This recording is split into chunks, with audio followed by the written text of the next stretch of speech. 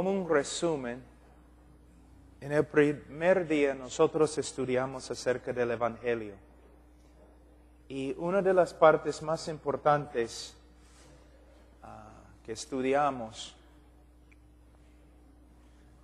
fue el tema de la cruz del Calvario.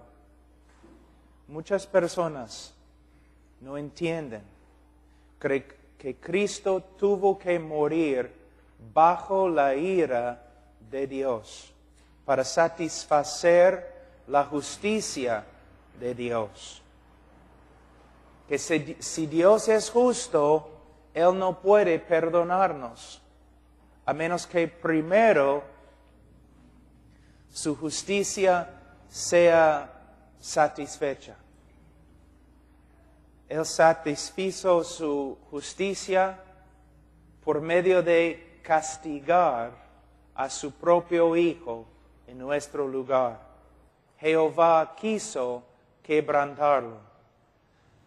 La mayoría fuera, aún en nuestras iglesias, cree que Cristo sufrió solo a las manos de los romanos y los judíos. Pero no es así. El dolor verdadero de la cruz es lo que el Padre hizo a su Hijo en la cruz, cuando su Padre lo quebrantó. Nosotros merecemos morir bajo el juicio de Dios, bajo el castigo de Dios. Merecemos ser quebrantados eternamente en el infierno bajo la ira de Dios. Para salvarnos, Cristo tuvo que sufrir la misma ira de Dios que nosotros merecemos. Y cuando murió, Él pagó la pena contra nosotros. También hemos hablado bastante de una invitación y las campañas. Hermanos, una campaña evangelística puede ser usada por el Señor, de verdad. Pero tenemos que hacer todo bíblicamente y con integridad. No es correcto manipular a las personas. Tampoco es correcto decir a una persona que es salva simplemente porque ha orado una oración. Voy a darles un ejemplo para aclarar lo que estoy enseñando. Vamos a decir que estoy predicando y predico un mensaje evangelístico.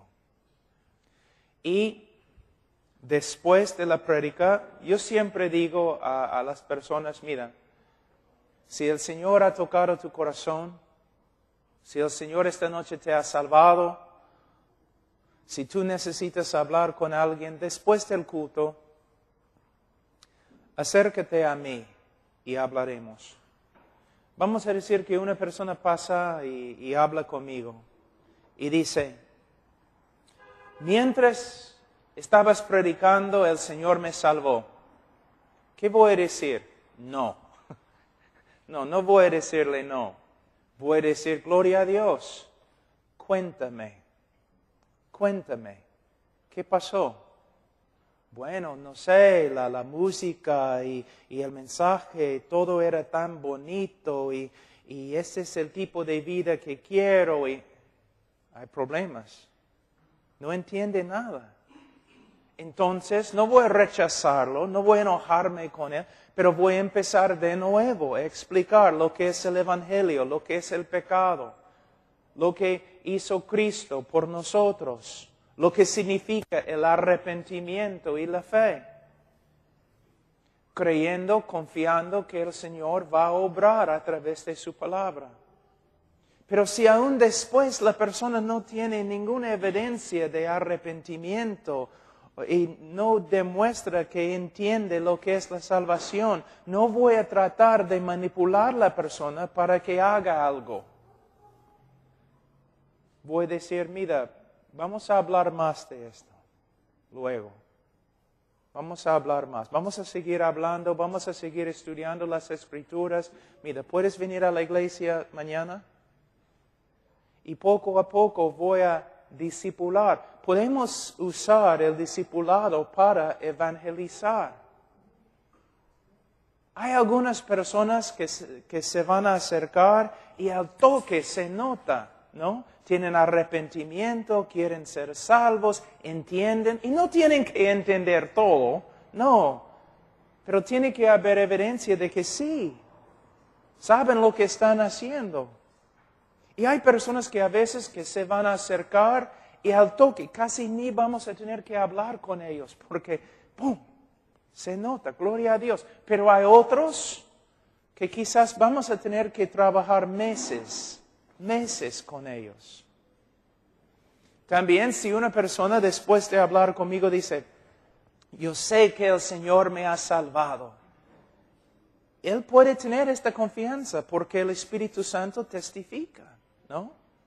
Cuando una persona de verdad se convierte, el Espíritu Santo está obrando, dándole confianza y seguridad. Gloria a Dios. Si una persona dice, esta noche el Señor me salvó, yo digo, gloria a Dios, gloria a Dios.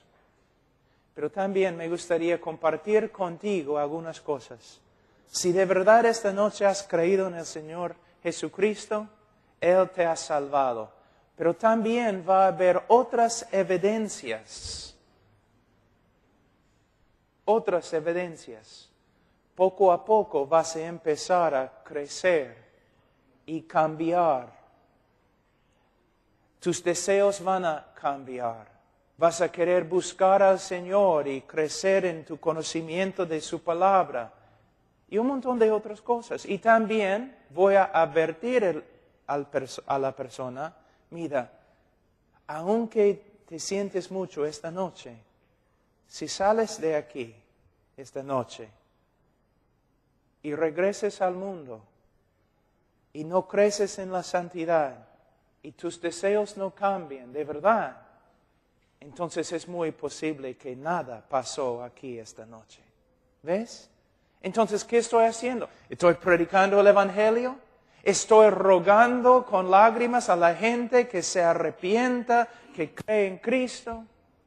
¿Estoy animándolos? Todo. Pero cuando se acercan, estoy aconsejándoles bíblicamente.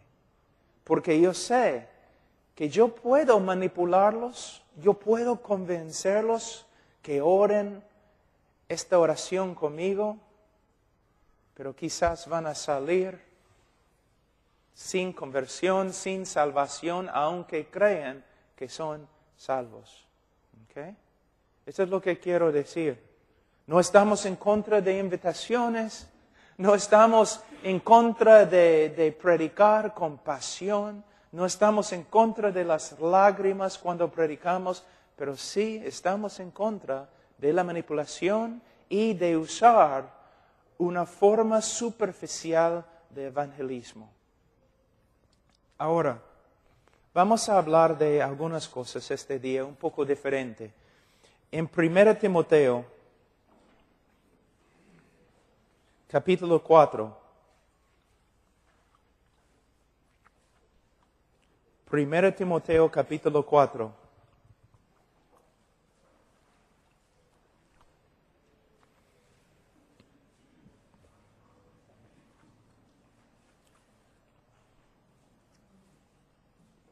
Versículo 11, esto manda y enseña.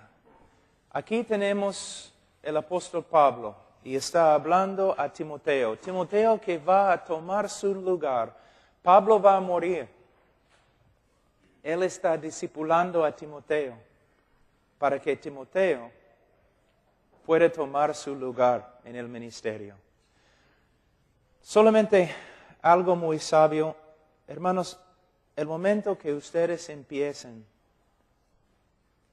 el momento que empieces tu ministerio, tú debes estar pensando en una persona que te puede reemplazar.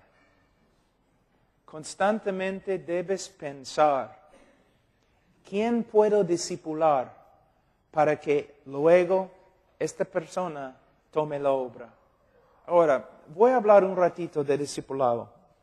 Como pastor, Tú debes preocuparte por todos los creyentes en la iglesia. Pero es imposible que tú discipules a todas las personas en la iglesia. Personalmente. Estás discipulando a cada uno desde el púlpito. Pero no puedes discipular a todos. Y no es bueno discipular a todos. Por ejemplo, no debes estar discipulando a una mujer. Pero sí lo que tienes que hacer es, tienes que comenzar a orar y escoger a hombres que pueden ser útiles en la obra. Y hombres que quizás un día llegarán a ser pastores. Quizás el pastor en tu lugar.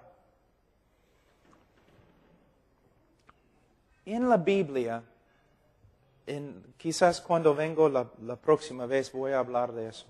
En la Biblia no solamente hay un pastor en las iglesias. Aquí tenemos una forma de tener un pastor y diáconos. Pero en la iglesia había pastores, varios hermanos trabajando como ancianos, trabajando juntos como un equipo. Y en la iglesia del Nuevo Testamento no tenemos un pastor y algunos diáconos, sino tenemos pastores o ancianos y diáconos. Los pastores en la iglesia se preocupan por todas las necesidades espirituales y nada más.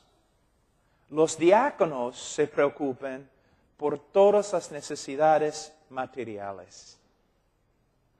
El pastor, su trabajo principal es preocuparse no por la personería jurídica o las ventanas rotas o la cañería o otras cosas así.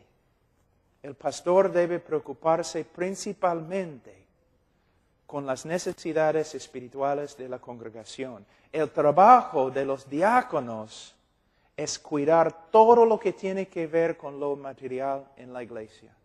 El Señor es muy sabio. Y este es el problema en la iglesia, ¿no es cierto? Muchos de ustedes, pastores, tienen que trabajar tanto en la obra de diácono. Tanto trabajo como diácono que no puedes realizar tu obra como pastor. Tenemos que también reformar la estructura de la iglesia. La estructura de la iglesia. Tú dices, pero Pablo, ¿no hay otros hombres que pueden funcionar como pastores en la iglesia? Entonces debes empezar a entrenarlos. Entrenarlos. Y hay que entrenar también a los diáconos. Muchos pastores nunca invierten tiempo en los hombres. Nunca están entrenando a los otros hombres y por eso ellos tienen que hacer toda la obra en la iglesia. Pero ustedes deben empezar a orar primero y buscar a hombres que ustedes pueden entrenar para la obra, para que ellos puedan trabajar contigo, pastores y diáconos. Ahora, Pablo dice en versículo 12 a Timoteo, ninguna tenga en poco tu juventud, sino sé ejemplo de los creyentes en palabra, conducta, amor, espíritu, fe y pureza. Ninguno tenga en poco tu juventud.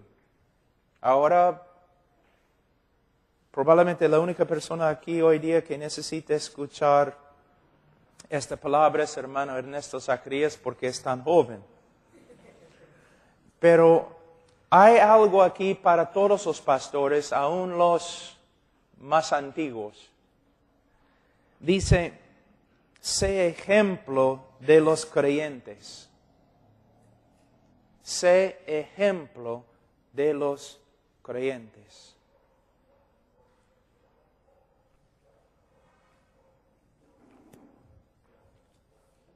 El trabajo principal de un pastor es ser ejemplo a los demás.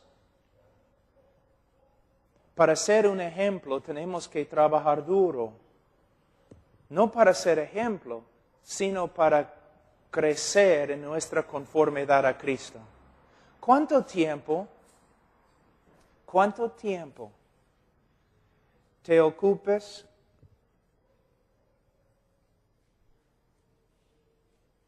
en crecer en la fe cristiana?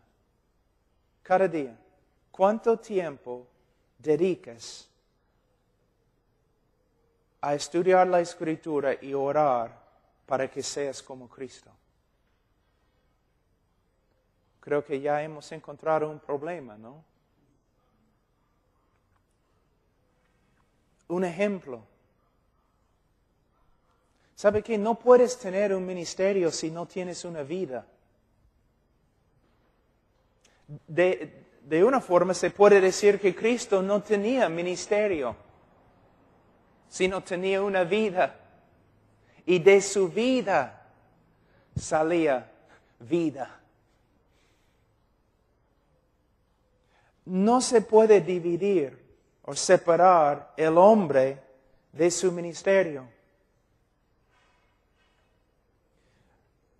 El trabajo principal que tienes es estudiar y orar para que tu carácter se conforme al carácter de Jesucristo. Es algo que de verdad muchos pastores nunca piensan así.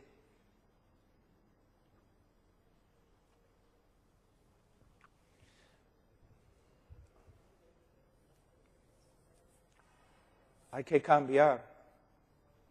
Mi vida tiene que ser un ejemplo. Mi relación con mi esposa tiene que ser un ejemplo. Mi relación con mis hijos tiene que ser un ejemplo. Toda mi vida, la parte más básica de mi vida tiene que ser un ejemplo. Muchas veces nosotros pasamos por alto lo más importante en el ministerio. Y cuando lo hacemos, nuestro ministerio llega a ser muy superficial. El hombre predica bien. Yo les voy a dar un ejemplo. Hace como 3 años, yo tuve que irme a Texas para ayudar a una iglesia que estaba sufriendo bastante. Era una iglesia grande, pero estaba pasando por pruebas, pero increíbles, con su pastor. Él era un hombre, creo que ni era converso. Y después de la primera prédica, bajé de la plataforma y un grupo de hombres se me acercaron, líderes en la iglesia, y me dijeron, hermano Washer, tú debes ser el pastor de nuestra iglesia. Yo les miré con una sonrisa y yo les dije, ¿están locos? Ustedes no saben si amo a mi esposa. Me miraron así. Ustedes han escuchado un sermón. Nada más. El diablo puede predicar un sermón. Muy, muy bueno. No saben nada de mi carácter. No saben nada de la santidad en mi vida. No saben nada si mi vida se conforme a Cristo o no. ¿Ves? En el día de hoy pensamos, es un hombre de Dios. ¿Por qué? Porque predica bien. El diablo predica bien.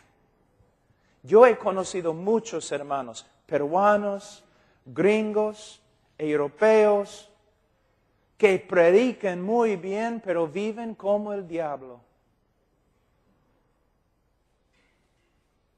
Pero nosotros debemos ser diferentes.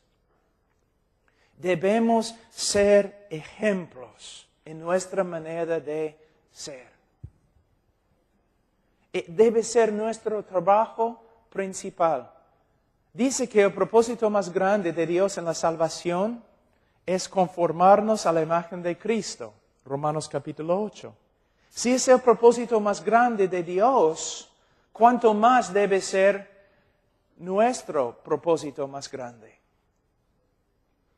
Porque con nuestra boca podemos decir un montón de cosas, pero con nuestra vida negamos todo lo que predicamos. Ahora, un evangelista no tiene que preocuparse tanto. Él llega, predica 4 o 5 días, ya se va a otro lugar.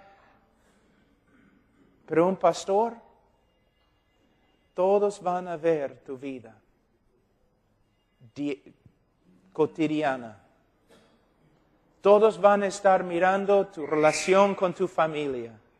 Todos van a estar mirando tu manera de hablar. Todo.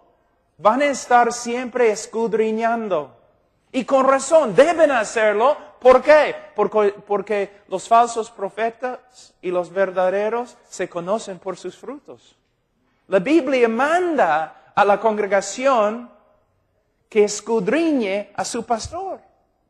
No sin misericordia, no sin gracia, pero sí, debe escudriñar la vida de su pastor.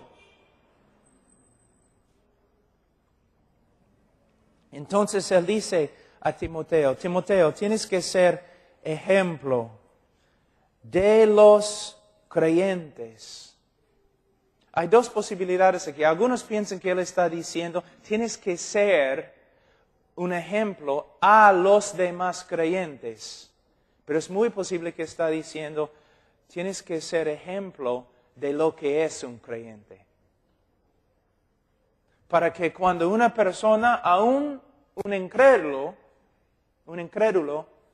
te ve, él dice, allí es un creyente. Allí es lo que significa ser cristiano.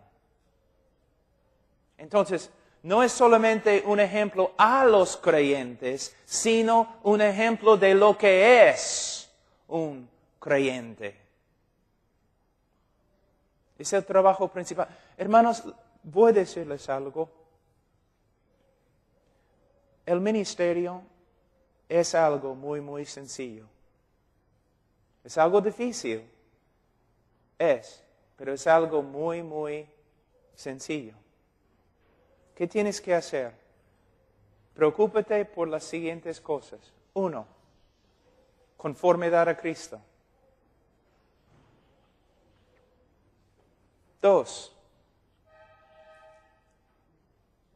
preparación y estudio para predicar la palabra. 3, oración, intercesión. 4, amor verdadero.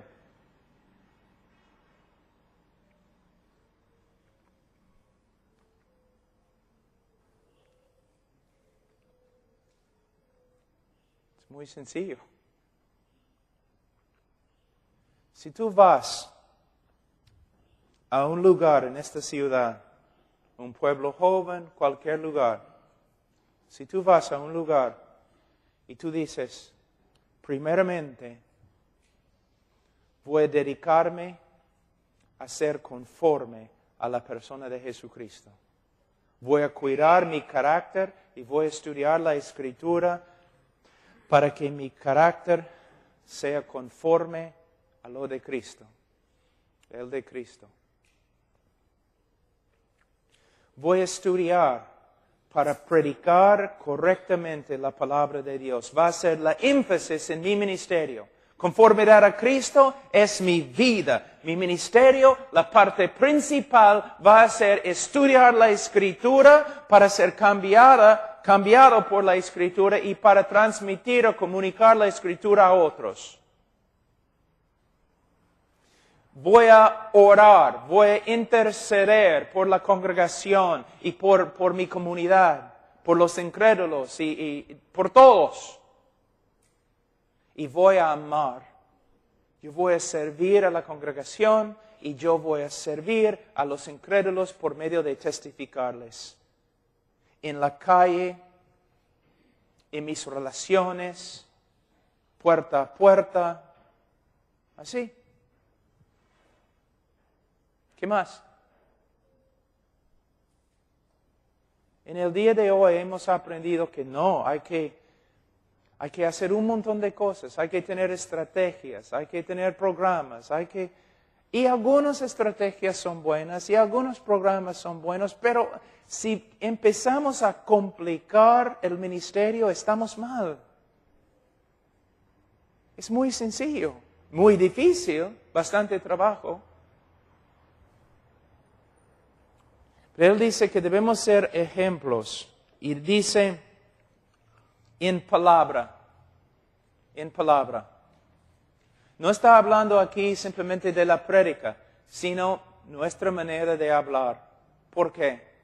Hermanos, uno no tiene que mirar dentro de tu corazón. Solamente tiene que escuchar tus palabras. Porque tus palabras cuentan todo. ¿Cómo hablas? Yo conozco pastores que cuando hablan se notan rencor. Otros, enojo. Otros, el mundo, porque casi nunca hablan de Cristo. Hablan del mundo o hablan del ídolo del ministerio. Todo es su ministerio. El ministerio es más importante que Cristo. Se nota orgullo en nuestra manera de hablar. Todo lo que se encuentra dentro del corazón sale por la boca. También se nota envidia y chismes. Un pastor habla hablando contra el otro, no a su cara, sino a otros pastores. Hermano, tenemos que ser ejemplo en nuestra manera de hablar. Y no es algo que simplemente puedes fingir, porque tarde o temprano, lo que está dentro de tu corazón, cuando no estás guardándote, va a salir. El verdadero tú va a salir. ¿Y cómo podemos conformar nuestra manera de hablar a la imagen de Cristo? Por medio de renovar la mente con la palabra de Dios. Romanos capítulo 12, versículo 2. Pastores, tenemos que respirar, comer la palabra. Tenemos que hacerlo. Tenemos que leer la Biblia. Tenemos que memorizar la Biblia. Tenemos que meditar en la Biblia. La Biblia es nuestra vida, es lo que tenemos. Ahora dice, no solamente en palabras, sino conducta. Conducta.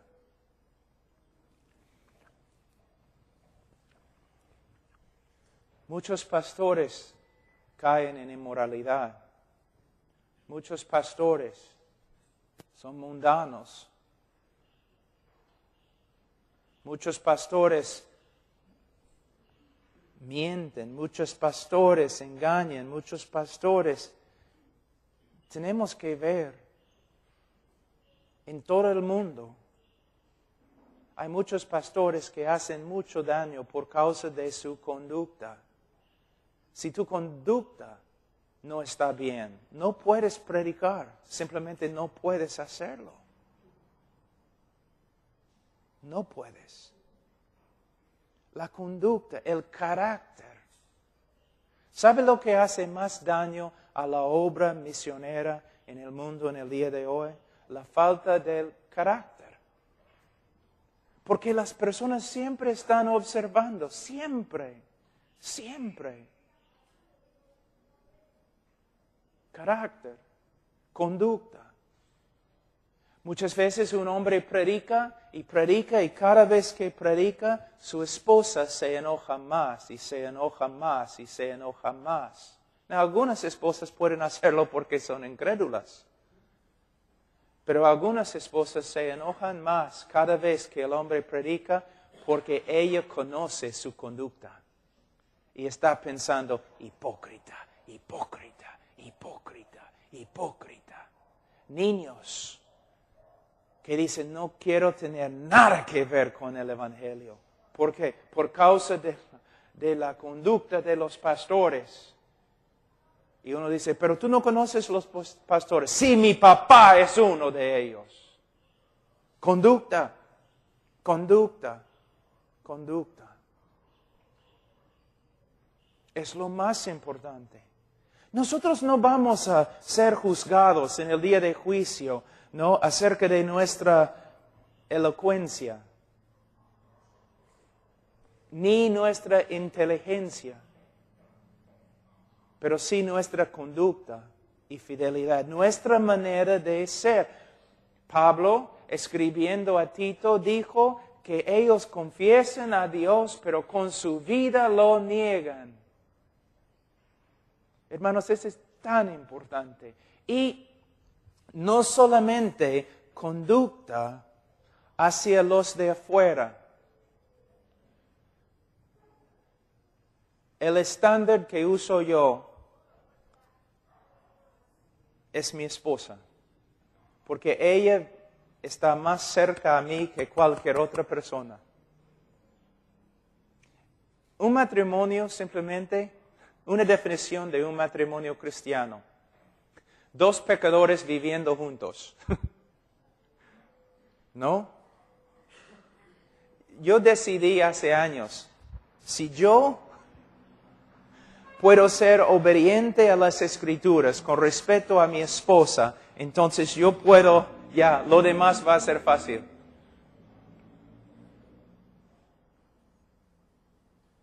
Y después de mi esposa, mis hijos. Mis hijos.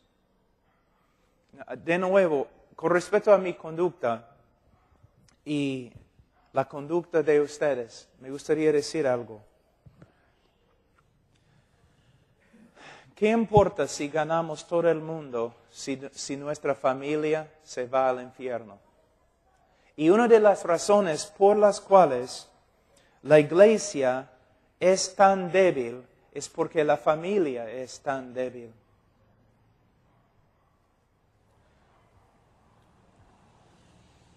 Tenemos que reformar la familia. Tenemos que mostrar por medio de nuestra conducta que la familia es importante. A veces los pastores con su vida enseñan lo opuesto. Yo he escuchado pastores diciendo, yo he sacrificado mi familia por el ministerio. No, tú has desobedecido a Dios. Y estás acusando a Dios. ¿Cómo estoy acusando a Dios? Bueno, Dios al pastor, al ministro de Cristo que tiene familia, Dios ha dado mandatos a él con respecto al ministerio, mandatos que tiene que obedecer. Pero también Dios le ha dado mandatos con respecto a la familia, mandamientos que tiene que obedecer. Cuando decimos que yo no podía cuidar mi familia porque yo estaba haciendo el ministerio, estamos diciendo que la voluntad de Dios es imperfecta y que tenemos que desobedecer a Dios en una área de nuestra vida para obedecer a Dios en otra área de nuestra vida. No. ¿Te das cuenta que 1 Timoteo requiere, para ser un pastor o anciano, yo tengo que manejar bien mi familia? Es extremadamente importante. Yo he predicado como ahora 10 años en Europa, como 2 veces cada año. Y hace como 3 años atrás, prediqué sobre la familia a un montón de pastores. Y nunca en mi vida había visto lo que vi ese día. Empecé a predicar sobre la familia. Y era casi como una campaña evangelística. Yo escuché hombres llorando. Y en poco tiempo, todo el grupo de pastores, todo el grupo estaba llorando. Algunos de ellos echados en el piso. Otros pasando adelante y echados sobre la plataforma. llorando, rogando a Dios, perdóname. Y eran hombres fieles, hombres que habían sufrido persecución bajo comunismo, pero ellos se dieron cuenta cuánto habían descuidado a sus familias. De verdad. Nosotros tenemos no creo que lo he dicho acá, pero es así.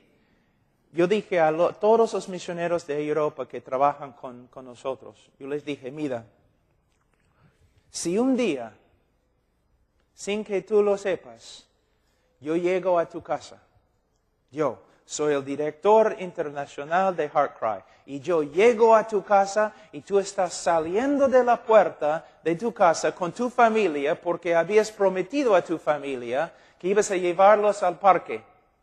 Y yo llego a tu casa y digo, bueno, necesito hablar contigo, necesito pasar el día contigo para hablar del ministerio y la iglesia y todo lo demás.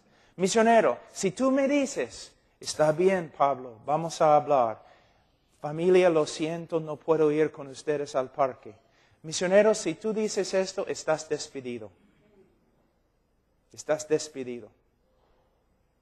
No vas a ministrar más con HeartCry. Pero si tú me dices, Pastor Pablo, gracias que has venido, gloria a Dios, pero yo prometí a mi esposa y mis hijos que voy a llevarlos al parque. Después de llevarlos al parque y jugar con mis hijos como prometí, yo puedo regresar y hablar contigo toda la noche si es necesario, pero voy a cumplir mi promesa a mi familia. Hermanos, yo creo esto. Yo tengo la tendencia de trabajar demasiado. Cuando me casé, trabajé demasiado. Pero empecé a aprender y gloria a Dios, cuando mi primer hijo nació, yo ya tenía la convicción. Yo voy a obedecer al Señor con respecto al ministerio y voy a obedecer al Señor con respecto a la familia. Quizás una sorpresa para ti. El Señor no te necesita. Yo sé que es difícil creer, pero el Señor no te necesita. Pero el Señor desea que seas obediente.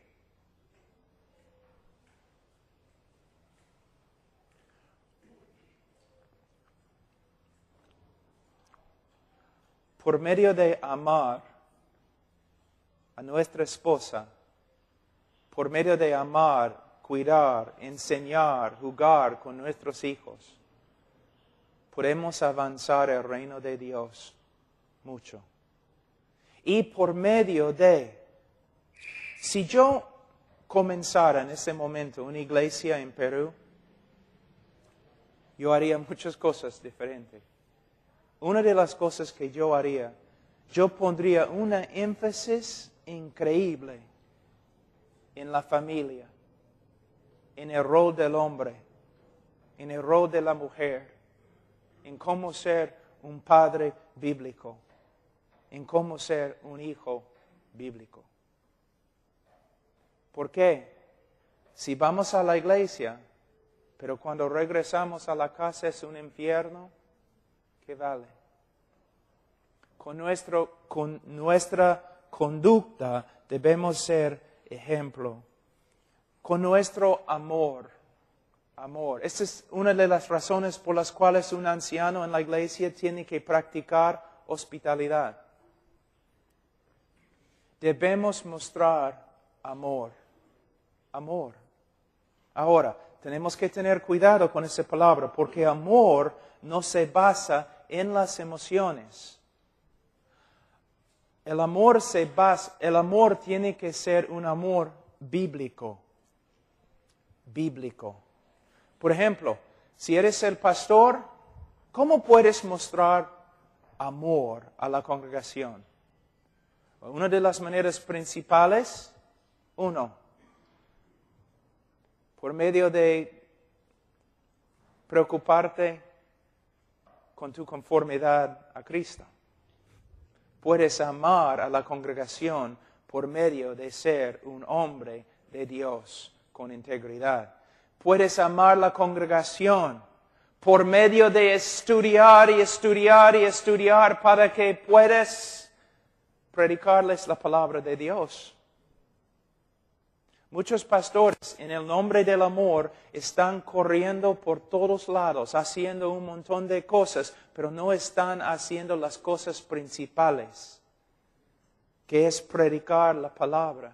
Mira, la razón por la cual nos mudamos a Alabama, todo el ministerio, todas las familias que trabajan con HeartCry, todos nosotros nos mudamos. Cruzamos el país para ir a Alabama. ¿Por qué? El pastor en Alabama toma en serio el púlpito. ¿Cómo puede mi pastor amarme de verdad? Por medio de entregarme la verdad. Cada domingo en la mañana, cada domingo en la noche, cada miércoles. Si Él quiere amarme, entonces que predique la verdad a mí y a mis hijos. El amor tiene que ser bíblico, pastor. Tú tienes, mira, pastor, mira. ¿Cuán difícil es, pastor, para ti encontrar tiempo para estudiar? Difícil, ¿no? Entonces, los hermanos en la iglesia, ¿cuán difícil es? Es tu trabajo estudiar. Si tú no estás estudiando, ¿cuánto están estudiando ellos? Entonces nadie tiene la palabra de Dios. Un pastor, la mayoría de los pastores en los Estados Unidos estudian la Biblia menos que 15 minutos cada día. Entonces, ¿cómo es la congregación? O estudiamos la Biblia como si fuera una revista, ¿no? Leyendo nomás. Pero hay que leer, hay que memorizar, hay que meditar, pero también hay que estudiar. Y es difícil. Difícil es estudiar. Algunos dicen que los predicadores entre los puritanos, los predicadores en la época de Spurgeon, eran algunos de los más grandes predicadores que han vivido en la tierra. Sus sermones continúan hasta el día de hoy. Uno de ellos era Alexander Maclaren. Alexander Maclaren era uno de los predicadores favoritos de Spurgeon. Le encantaba a Spurgeon escuchar a Alexander Maclaren. Alexander Maclaren, por lo general, estudiaba para predicar un sermón 60 horas.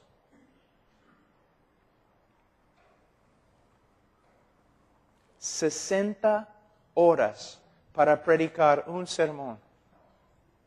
Ahora, yo no hago esto. Y no recomiendo que ustedes lo hacen. Pero creo que podemos aprender algo de su vida. Nosotros, ¿no? Muchas veces estudiamos media hora, 1 hora. Encontramos un bosquejo que otra persona escribió. O simplemente miramos un texto asumiendo que entendemos lo que dice. Hermanos, algunas veces necesitamos un terremoto en nuestra vida.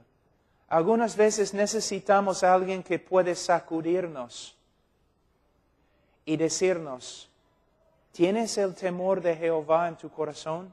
¿No te das cuenta que los maestros, no, experimentarán en el día de juicio más condenación, más juicio? Tenemos más responsabilidad. Si pastores como Alexander Maclaren, yo tengo todos sus sermones en mi biblioteca. Si él, para preparar un sermón, por lo general, estudiaba 60 horas, ¿cómo podemos decir que somos predicadores cuando pasamos media hora o menos? Entonces, nuestra conducta Y dice aquí, nuestro amor. Y como un pastor te digo, vamos a usar un ejemplo. Un pastor de ovejas que no provee alimento a las ovejas, ¿ama a las ovejas? Un padre que no da alimento a sus hijos, ¿ama a sus hijos? No. Nosotros decimos es un sinvergüenza, debe ir a la cárcel.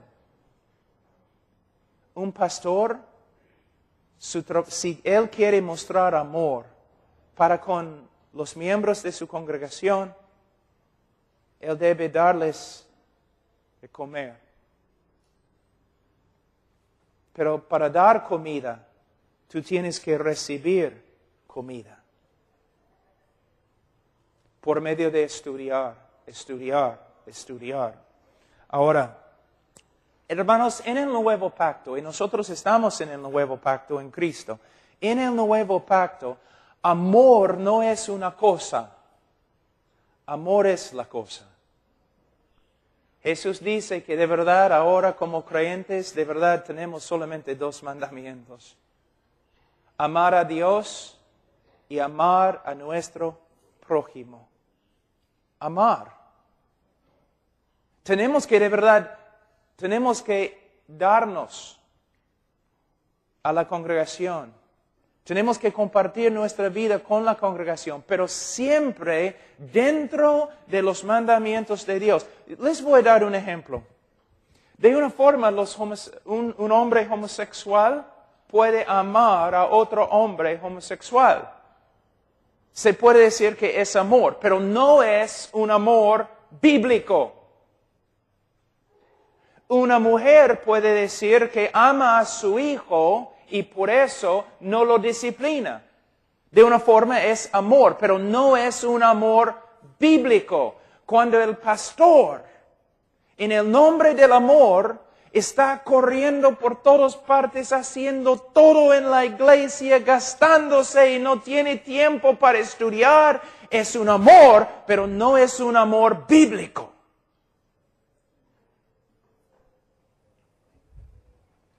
Y él dice, acá también, en palabra, conducta, amor, espíritu, fe y pureza.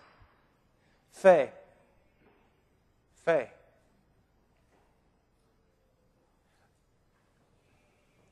Un pastor que siempre anda preocupado por todo, no tiene fe.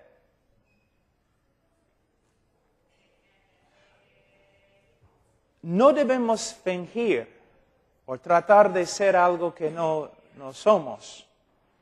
Pero cuando la congregación nos mira, de una forma debe ver una roca. Cuando los demás están corriendo, asustados, preocupados, no saben qué va a pasar, deben mirar al pastor y ver. No un hombre fuerte en sí mismo, sino un hombre quizás débil, pero confiando en el Señor, sin preocupaciones. El Señor va a hacerlo, el Señor nos va a cuidar. Un hombre de fe. Y podemos confiar porque tenemos un Dios soberano. Y tenemos que vivir por fe en todo, creyendo sus promesas. Él nunca ha fallado en ninguna palabra que ha hablado. Podemos confiar en Él. Muchos pastores, cuando hay necesidades económicas, andan hablando con todo el mundo. Si hablaran con Dios tanto como hablan con los demás, quizás serían millonarios. Cuando empezamos HeartCry, y hasta el día de hoy, cuando empezamos a HeartCry hasta, no sé, 15 años atrás, yo me puse de rodillas y dije, Señor, yo no soy suficientemente fuerte para llevar esta carga. Y necesitábamos en esa época como, vamos a decir, $3,000 al mes para hacer HeartCry. Y decía, Señor, es tanto dinero.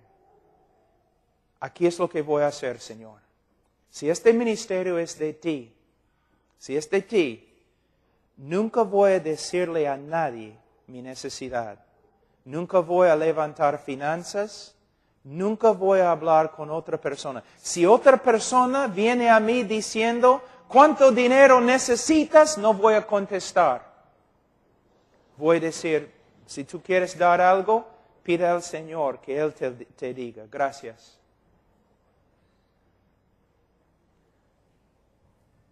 Ahora necesitamos como 75, 60 mil dólares cada mes. En todo ese tiempo, el Señor ni una vez ha fallado. Había tiempos cuando yo tenía que, después de predicar a 5,000 personas, yo tenía que salir y el próximo día yo estaba trabajando como albañil y carpintero para dar alimento a mi familia. Pero ni una vez los misioneros no recibieron su apoyo. El Señor nunca ha fallado. Y aun cuando los obreros que trabajan en los Estados Unidos, cuando no recibían sus sueldos por otros medios, el Señor les dio más apoyo que antes. Hermanos, se puede confiar en Él. Uno de los libros que recomiendo a ustedes es la autobiografía de Jorge Mueller. Por favor, lee el libro.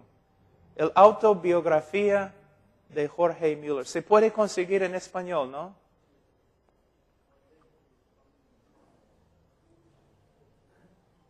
El autobiografía. Ese libro cambió mi vida porque Jorge Mueller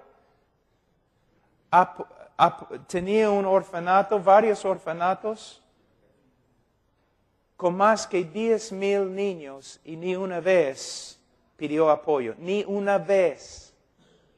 A nadie. Había una circunstancia él tenía todos estos huérfanos y en la mañana se levantaron, no había leche y no había pan, no había nada. Él les dijo a todos los obreros, hay que arreglar las mesas, poniendo los platos y vasos y todo lo demás. Entonces, arreglaron los platos y los vasos y él se puso a orar, a dar gracias por la comida que no tenía. Antes de terminar de orar, alguien entró diciendo, yo tengo afuera un vagón que se ha malogrado, lleno de queso y pan. Y se va a malograr. ¿Puedo traerlo acá para que ustedes puedan usarlo? De ahí otro hombre con leche entró. Vagón se malogró. ¿Ves?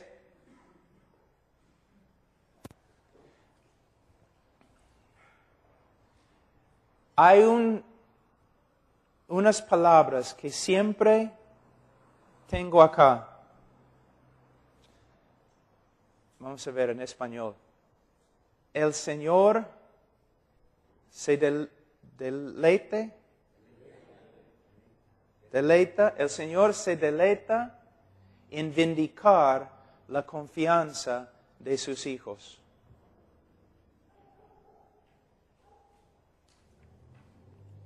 Se deleita en vindicar la confianza de sus hijos. Entonces nosotros debemos ser ejemplos de fe. Hermanos, con la oración todo se logra.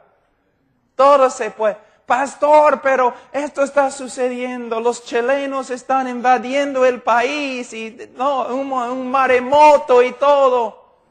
Vamos a orar. Cuando Hudson Taylor, ustedes han escuchado de Hudson Taylor, el famoso misionero de China, ¿no? Los chinos estaban invadiendo el lugar donde ellos tenían todos sus misioneros y todas sus obras. Y los chinos estaban matando a todos en la revolución Boxer. Están matando a todos. Y todos los obreros y misioneros están corriendo como locos por toda esta área donde los misioneros tienen sus casas y todos estaban gritando y tratando de ver qué se puede hacer. Y un hombre entró en la oficina de Hudson Taylor. Y él está sentado allí, su escritorio, su Biblia, su himnario, cantando himnos. Y un obrero dijo, pero hermano Taylor, ¿qué estás haciendo? Están invadiendo, están matando a todos. Y él miró, ¿qué quieres que haga? ¿Qué puedo hacer? Es un ejército fuera. Si nosotros tuviéramos un ejército, no podríamos hacer nada. ¿Qué quieres que haga? Si voy a morir en paz, cantando himnos a mi Señor. Y por alguna razón nadie puede explicar, el ejército no entró. Hermanos, este Dios que tenemos es increíble lo que puede hacer. Mira, hermano Miguel hizo una pregunta ayer, muy buena pregunta, acerca de por qué siempre hablo de los bautistas de antes o los cristianos de antes. Porque hay mucho que podemos aprender. Leemos los libros, por ejemplo, de Jonathan Edwards, pero él estudió cada día promedio 13 horas. Leemos los sermones de Spurgeon, pero él leyó más o menos 1000 páginas cada día.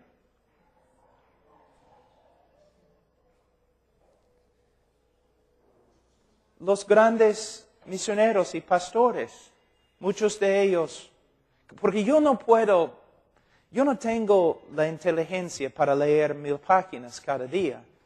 Y probablemente no puedo estudiar 13 horas cada día, sin cansarme bastante. Pero aún el hombre más pobre e ignorante puede orar.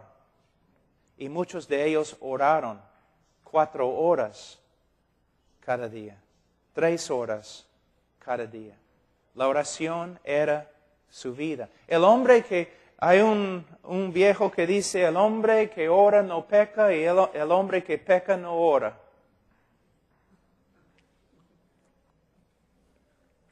Hermano, es una vida de oración. Y dice, impureza. En mi próxima prédica voy a hablar bastante de la pureza. Nosotros vivimos en un mundo sucio y asqueroso. Y si no tomamos en serio la santidad, es posible que ni somos salvos. La santidad. Dios puede hacer cualquier cosa con un hombre santo. Hay muchos hombres inteligentes, hay muchos hombres astutos, muchos hombres elocuentes y no sirven para nada. Dios desea usar una arma santa, pura. Hay que consumir nuestra vida con esta idea de la santidad. Ahora, vamos a seguir un ratito. Dice, versículo 13, entre tanto que voy, ocúpate en la lectura, la exhortación y la enseñanza. Miren lo que dice, hermanos, miren lo que dice. Es un mandamiento, pero es una descripción de tu vida. Él dice a Timoteo, Timoteo, ¿quieres ser hombre de Dios? ¿Quieres ser obrero útil ante el Señor? Entonces, aquí es lo que debes hacer. Ocúpate en la lectura, leyendo la Escritura. Ocúpate en la exhortación. Ocúpate en la enseñanza. Hermanos, voy a decir algo que siempre digo. acerca de mí, acerca de ti, es muy ofensivo, pero casi todo lo que digo es ofensivo. Hay una diferencia entre un hombre de Dios y un chibolo de Dios. Y esa es la diferencia. Y hay un montón de chibolos de Dios que se creen hombres de Dios.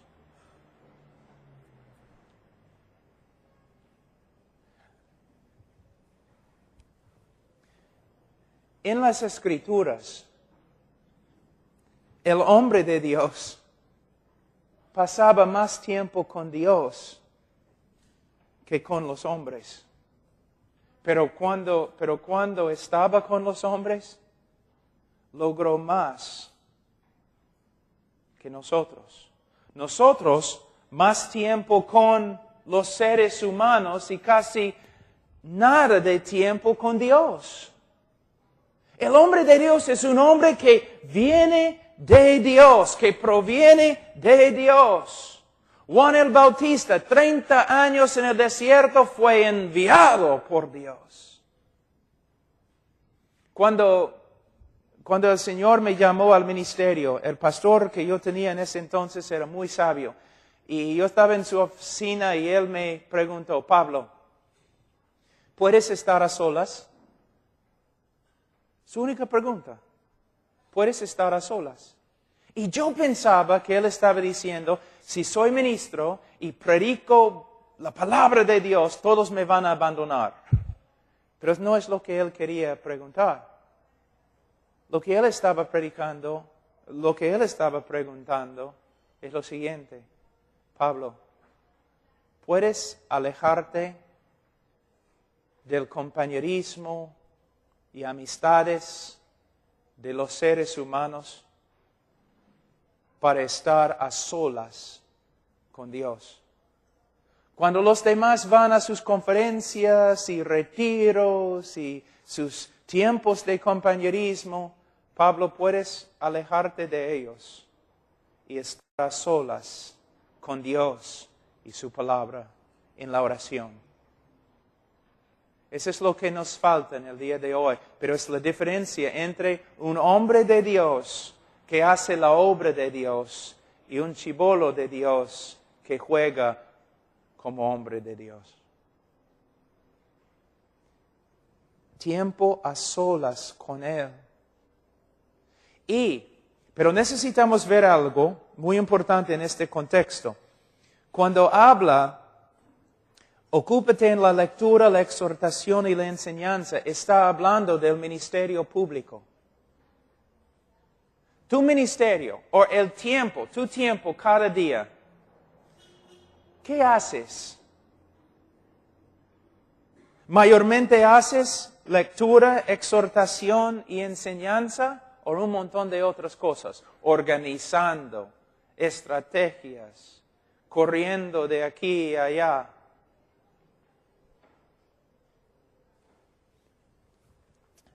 ¿Tienen el libro El Pastor Reformado en español? Creo que alguien está traduciéndolo ahora. Richard Baxter escribió un libro acerca de cómo un pastor debe ministrar conforme a las Escrituras. Su vida consumida con lo siguiente: el estudio de la palabra de Dios, intercesión y visitando a los hermanos casa a casa, no simplemente para hablar, sino para darles la palabra de Dios. Nosotros hacemos un montón de cosas, pero las cosas principales hemos pasado por alto. Pero nosotros debemos dedicarnos a la lectura. ¿Cuántos de ustedes tienen lectura pública en la iglesia? Donde se lee un capítulo. Se lee. Imagínense, mayormente en la iglesia la Biblia no se lee. ¿Te das cuenta? Y cuando el pastor lee su texto, es un versículo o algo, y de ahí sale del versículo y habla de otra cosa. Nosotros tenemos que dar espacio a la lectura, pero también la exhortación y la enseñanza. Voy a darles un ejemplo, y aquí vamos a terminar. Quizás voy a enseñar 3 veces hoy día, no sé. Pero una buena ilustración acerca de la enseñanza y exhortación. Hay muchos pastores que exhortan, pero no enseñan. Un día, hace años, yo era joven, yo estaba escuchando a un predicador y él dijo, tenemos que andar en el Espíritu Santo, tenemos que vivir en el Espíritu Santo, tenemos que andar conforme al Espíritu Santo. Y todos estaban diciendo, amén, amén, amén. Después de la prédica, me acerqué y pregunté, estoy de acuerdo, fue un sermón muy lindo, pero ¿qué significa andar en el Espíritu? ¿Y cómo se hace? Se enojó conmigo y salió. Él estaba exhortando sin enseñar cómo. Tú dices a los hermanos, ustedes tienen que amar a Dios más. La congregación dice, por supuesto. ¿Cómo? ¿Cómo puedo crecer en amor? Si estoy en el piso, no puedo agarrar mi correo y levantarme. ¿Cómo puedo crecer en el amor de Dios? Enséñeme. Siempre estamos diciendo lo que los demás deben hacer, pero no les decimos cómo hacerlo porque nosotros ni sabemos cómo hacerlo. ¿Ves? Nunca debes exhortar a la congregación a menos que expliques cómo hacerlo. Entonces, la enseñanza y la exhortación. Ahora, yo estoy enseñando ahora como ¿cuánto? 2 horas o algo. ¿Debo terminar, hermano? ¿Sí? Mira, en la próxima vamos a seguir con este texto acerca de cómo ser un buen ministro de Dios. Y vamos a ver algunas cosas, de ahí vamos a ir a Romanos capítulo 12. Oremos, hermanos. Padre Santo, te damos gracias por este día, te damos gracias por tu palabra.